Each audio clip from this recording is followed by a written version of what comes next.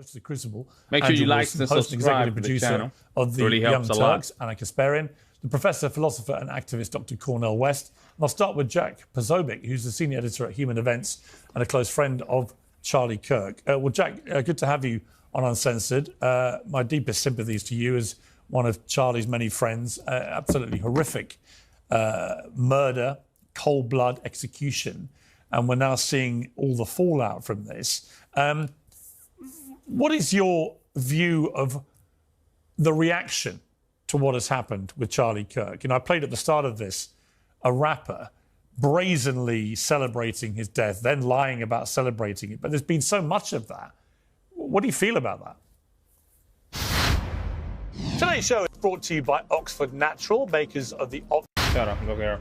Don't care. Yeah, well, Piers, thanks for having me on again. And, you know, I don't even know how to put it in words. I wake up on Wednesday, routine day, Charlie's going to campus, I'm covering the show, and then minutes later, I get footage of my friend getting murdered on live TV.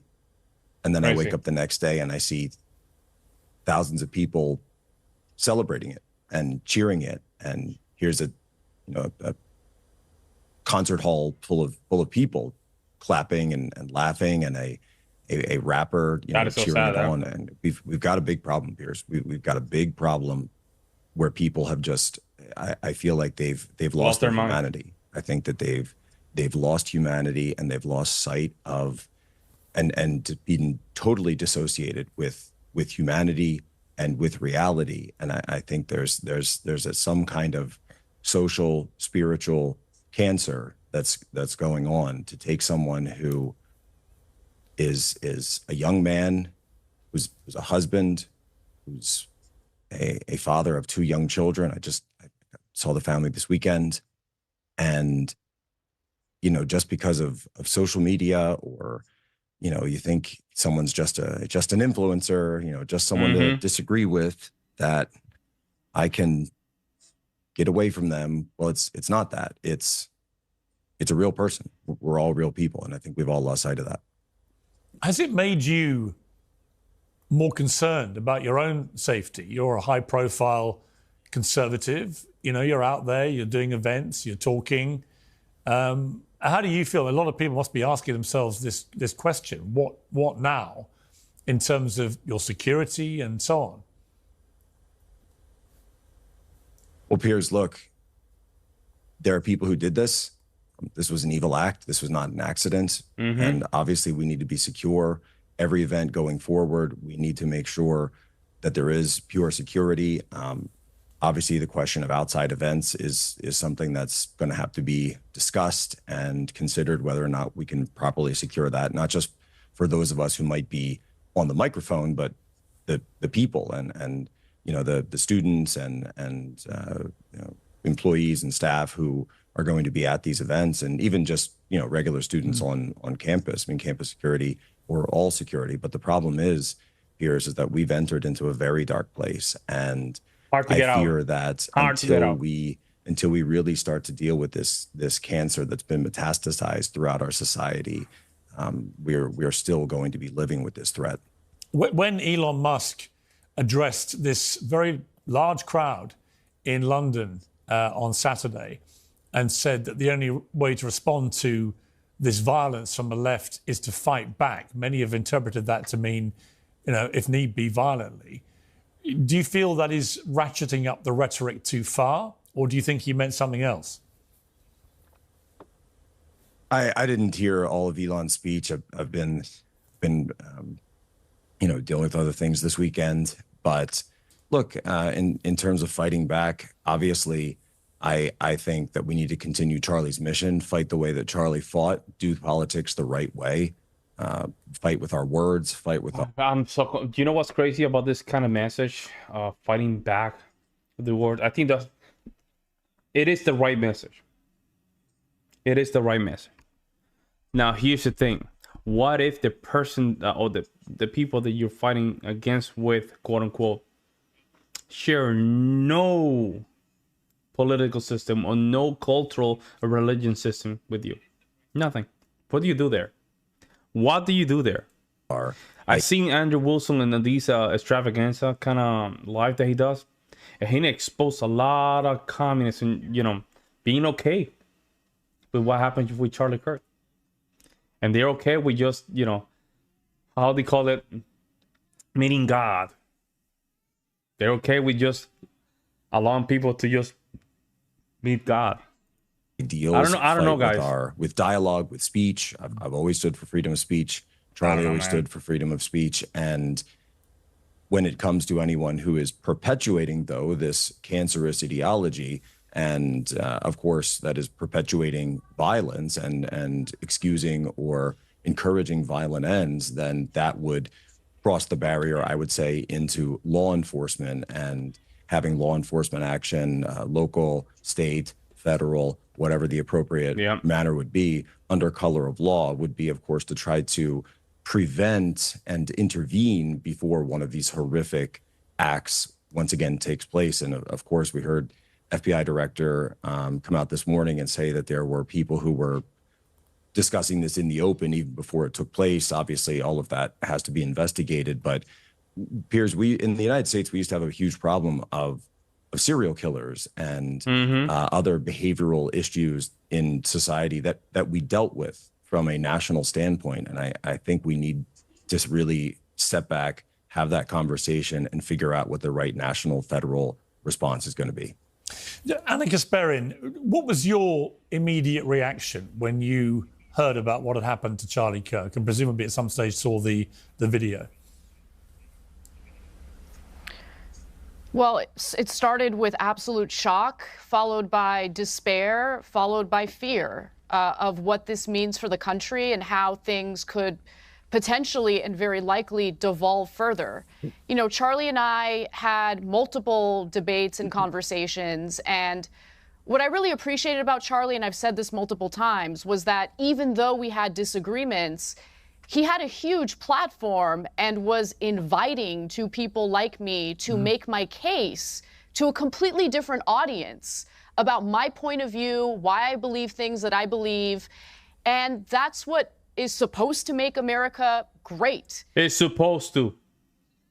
It's supposed to, if we are sharing the same what? The same moral frame. It's supposed to, if we are sharing the same moral frame. Clearly we're not. Clearly we're not. And this is where the Andrew Tate comes into play. We can talk about freedom of speech if we're talking with people that share the same values, meaning that we are agreeing in the parameters of what freedom of speech is. But clearly her side doesn't do that. And there's still people believing that this guy's still right-winger, right? The guy, the unalive Charlie, they still think that he's a right-wing group or whatever. To live in a pluralistic society where people have differences of opinion, she's part of the problem but too. Can engage with one another in good faith and make their case.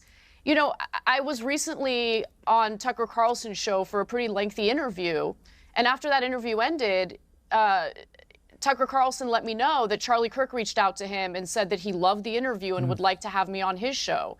That's the kind of person Charlie Kirk was. Now, that's not to take away from the things that I vehemently disagreed with him on.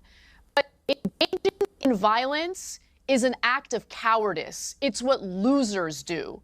It's what people who are unable to articulate their arguments effectively resort to.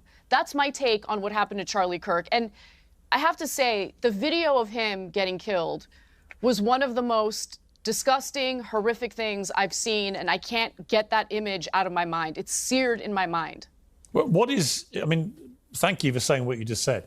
Very clear. What has been truly shocking to me is not just the murder itself, which was obviously just horrific, as was the video. And I agree, it's very hard to ever lose that image of what happened. But the reaction from young people in particular on the left, I have to say, I have found absolutely sickening.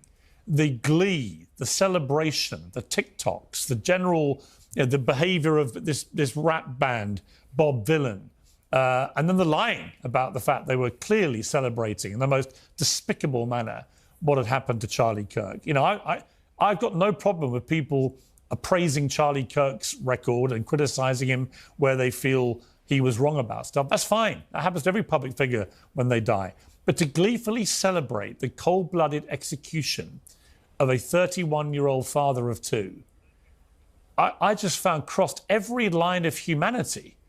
And I guess, Anna, you know, a lot of these young people, you've met a lot of these young people on the left. What is going on with young people on the left? And I'm not just saying, I'm not for a moment saying there aren't young people on the right that have similar mindsets about their opponents. But what is going on with these young people on the woke left who genuinely look at that and think this is something to celebrate? Hello and welcome. We begin with some breaking. Well, I'm going to answer the question, but let me just note that there are different factions on the left. And I think the way that this is kind of being discussed in a way that just kind of generalizes everyone on the left is kind of unfair. But putting that aside, I do think that we have an overall problem. I think what happened is a symptom of a bigger issue that we have, not just in this country, but I'm seeing it happen globally, where there's just this dehumanization of people based on their political views. And on top of that, the devaluing of human life, right? I mean, we've been seeing But where did that started, though? Devaluating the human life. Where did that started? By what? Pressing the delete button on babies. That's where it started, guys. The most pressure and the most vulnerable humans have been dehumanized. That's where it started. Of people being butchered, children being butchered endlessly on social media over the last nearly 2 years. Prior to that, I mean, the rhetoric that devalues human life, I think, has played a role into it. But also, I just think that there's this dumb idea that all you need to do is like get rid of or take out some of the prominent figures on the political side of the aisle that you disagree with, and that'll somehow solve the issue. No, that doesn't solve the issue. What it does is it makes the situation in various countries where this type of political violence plays out far worse. Now you're hearing talk of retaliation in a violent way. When it comes to the Trump administration, you're hearing, policies that are being proposed that would limit the legitimate political speech of Americans. I am concerned about that. What that disgusting murderer did is he pushed for this country to devolve further. And I wish that cooler heads would prevail, but at the same time, I don't begrudge people who are angry. I mean, that poor wife and her 2 children witnessed Charlie Kirk get shot and killed in the neck. I don't begrudge her at all for being furious. No. I can't even imagine where my headspace would be at right now if that happened to my husband. Right. Andrew Wilson, where were you when you heard about Charlie Kirk, and what is your view of the fallout from this? Yeah, I was sitting with my wife watching TV. So the thing is I remember this picture circulating around of Charlie Kirk. He was debating the incoming president of the Oxford Union, and they were all smiles and handshakes. And by the next day, this guy was saying the most insane rhetoric about how he basically had it coming.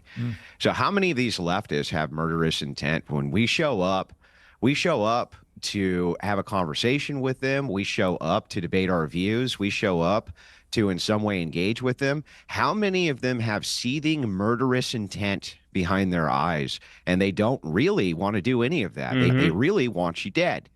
And that is the biggest demonstration of that, by the way, in that one single picture. You have Ana Kasparian here, and she's talking about this. The Young Turks called Charlie Kirk a fascist. How many times? There we go. Let's go. The Young Turks played into this rhetoric. How much? They went out of their way to do so. Ruben recently called him out for doing it.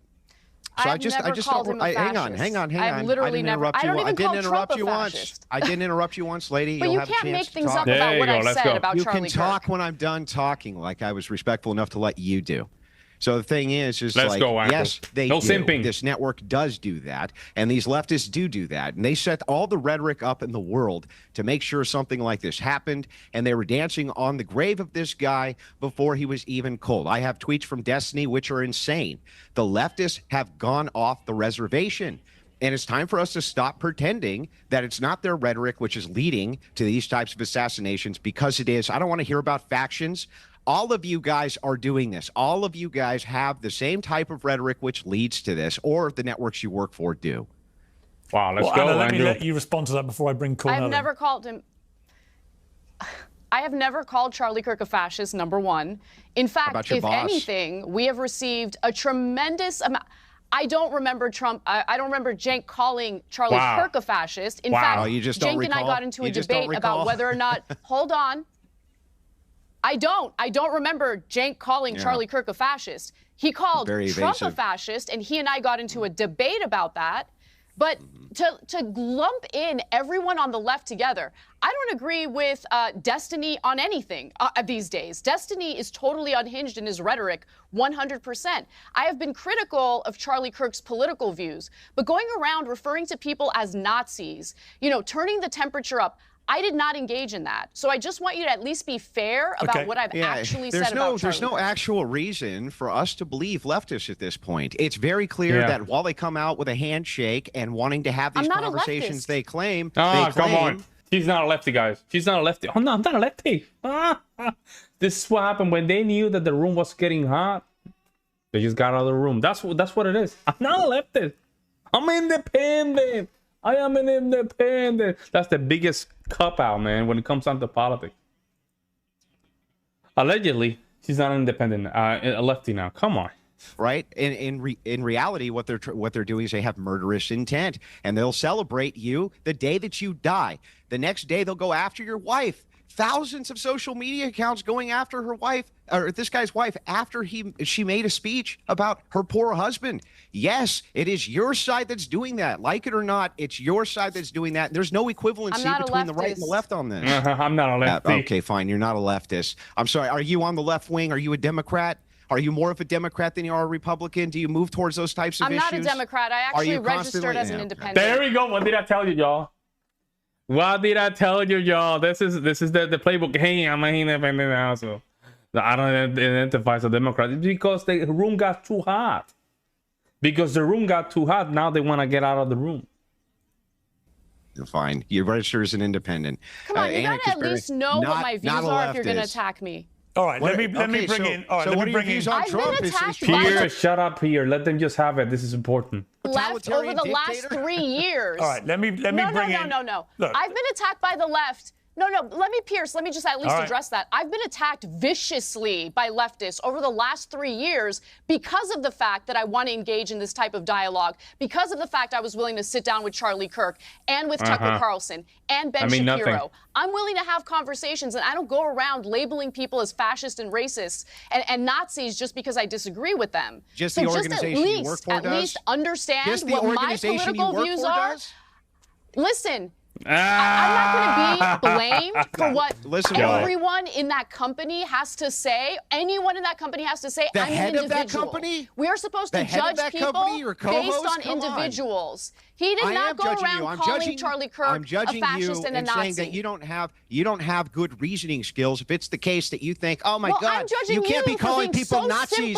You can't be calling people Nazis while your boss does all the time. Why are you making that up? You're just making it up. You're just making it up. We're all the same. That's how simple-minded you are. You're all the same. Okay, then everyone on the right is just like Dylan Roof. All right. Let me bring in. I want to bring in Cornell West. I want to bring in Cornell West. I want to bring in Cornell. Andrew's bringing the fire because he knows what time is up. They think that they can simply just escape the rhetoric and not be responsible for that.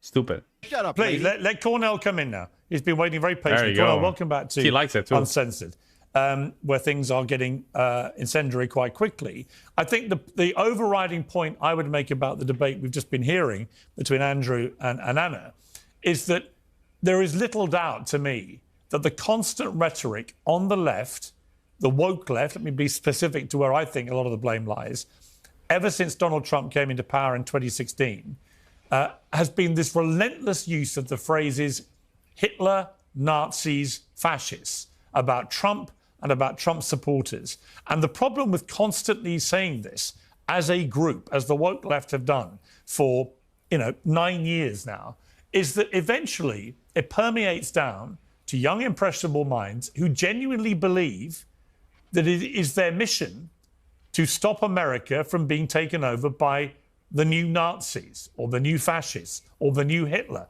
And that leads to the kind of thing we saw with Charlie Kirk. Do you agree that this language, this relentless, in my view, woeful misuse, particularly of the word Nazi, towards Trump and his supporters?